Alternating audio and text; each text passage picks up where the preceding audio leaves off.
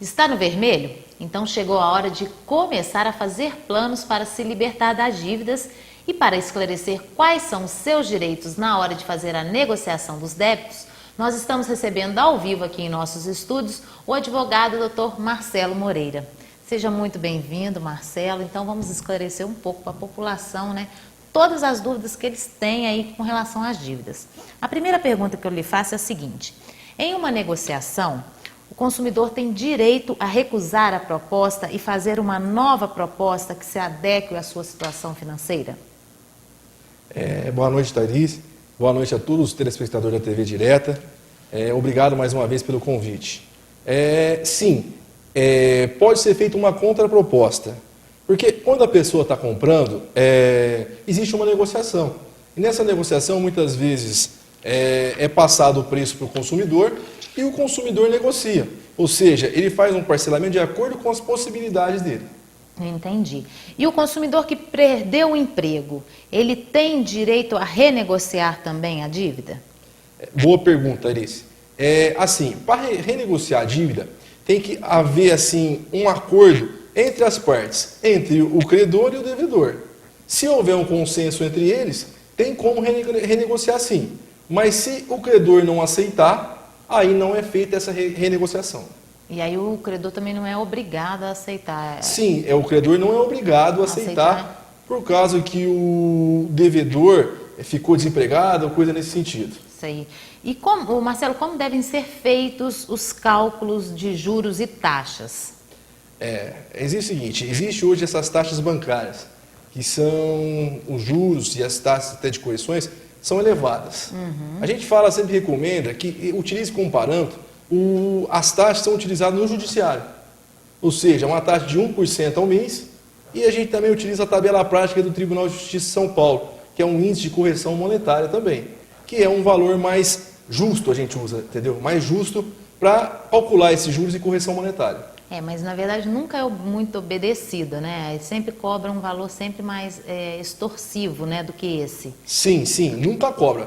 Na maioria das vezes, o credor cobra aqueles juros e aquelas taxas e correções que é mais vantajosa para ele, né? Não segue o que a gente orienta, ou seja, as taxas que são aplicadas no judiciário. Então, o que pode ser cobrado em caso de atraso de pagamento?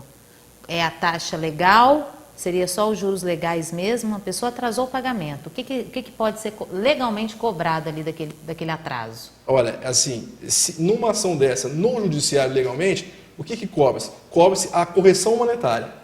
E a correção monetária é desde quando a pessoa ficou inadimplente, ou seja, deixou de pagar. E tem também juros de 1% ao mês, que é o artigo 405 do Código Civil brasileiro, que fala a partir da citação no judiciário. O que é a citação? Quando a pessoa é notificada da ação judicial, ou seja, ela é chamada para se defender.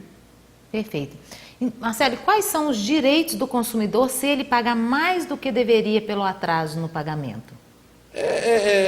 Ele entrar na justiça, procurar o judiciário e entrar com uma ação pedindo a devolução daquilo que foi pago a maior. Sei. Entendeu? E caso o consumidor, depois de quanto tempo dele pagar a dívida, ele entra na lista, depois de quanto tempo dele não pagar a dívida, que ele entra na lista de inadimplentes? Tem um tempo, por exemplo, assim, o empresário, a empresa, o credor, né? Ele tem um tempo para esperar para começar a cobrar aquele consumidor ou não? Ele não tem o tempo. Normalmente. Não tem um tempo previsto de forma exata. O que acontece? A pessoa ficou inadimplente. Segundo o Código de Defesa do Consumidor, tem que notificar ela, avisando que se ela não pagar em um determinado tempo, ou seja, por 30 dias, o nome dela será incluído nos órgãos de proteção ao crédito. Quais órgãos? Nós temos o Serasa, o SCPC e também temos outros órgãos de proteção ao crédito. Sim, e uma pergunta muito importante, até sugerida pelo senhor aí, qual é o prazo para a cobrança da dívida? Por exemplo, cada dívida tem-se um prazo, né? Sim. É o seguinte, funciona? Boa pergunta.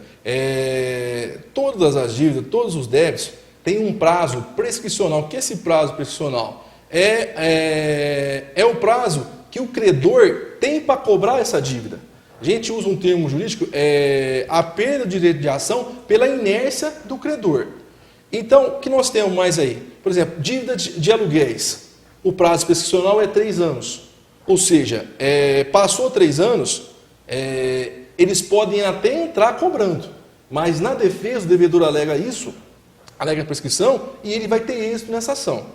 Tem também hoje, o que mais que tem? Por exemplo, tem cartões de crédito, boletos bancários, relacionados a plano de saúde. O prazo prescricional são 5 anos. Tem também conta de água, luz, telefone. A jurisprudência tem entendido também que o prazo prescricional é de 5 anos. Ou seja, tem uma dívida de 2010, junho de 2010, venceu em junho de 2015, 5 anos.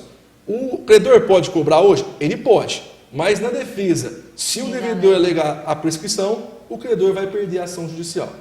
Outra coisa muito importante é que assim, o prazo para que o nome do devedor pode ficar nos órgãos de proteção ao crédito são 5 anos. Essa pergunta do vencimento da dívida. Sim. Do vencimento da dívida. Tem alguns tipos assim de cobranças que assim o Código Civil ele fala o seguinte: o artigo 205 fala que aquilo que não está previsto um prazo, o prazo é decenal, ou seja, de 10 anos. Então tem algumas cobranças que o prazo são de 10 anos. Mas, mesmo sendo de 10 anos algumas cobranças, pode ficar só no cerado, por ser 5 anos. Tá. E já tem entendimento jurisprudencial, tem até súmula do STJ, que se ficar mais de 5 anos, o lesado pode reivindicar até uma indenização por danos morais. Tá? Tem até súmula do STJ nesse sentido. O que é súmula? Súmula que tinha várias decisões nesse sentido, e decorrente de ter várias decisões, o STJ sumulou isso, ou seja, pacificou um entendimento sobre esse assunto. Perfeito. E quando o consumidor renegocia uma dívida e faz o pagamento antecipado dela, ele tem direito a desconto dos juros que estão embutidos? Se ele faz uma renegociação, igual eu falei momento atrás, se ele faz uma renegociação, as duas partes têm que ajustar isso. Tem que ceder e eles têm que convencionar isso. Entendeu? Então, a renegociação é um acordo novo. Então, o que fazer? Eles que têm que ajustar isso, o credor e o devedor. Outra coisa que eu vejo também que é de suma importância, que é bom frisar, por exemplo, a pessoa faz essa renegociação ou paga uma dívida, tem que sempre se documentar. Perfeito. Se documentar. Por exemplo, fez uma renegociação, assina um contrato, porque muitas vezes a pessoa faz pelo telefone, às vezes confia no credor. E só que tem que ser no papel, tem que ser documentado. Tem que ter prova dessa renegociação, tem que ter prova da quitação. Outra coisa que às vezes é muito importante também é que se existe uma dívida e o nome da pessoa está nos órgãos de proteção por causa dessa dívida e ela fez um acordo, uma renegociação, a partir do momento que fez o acordo, o credor é obrigado a tirar o nome do devedor, tendo em vista que essa dívida foi renegociada.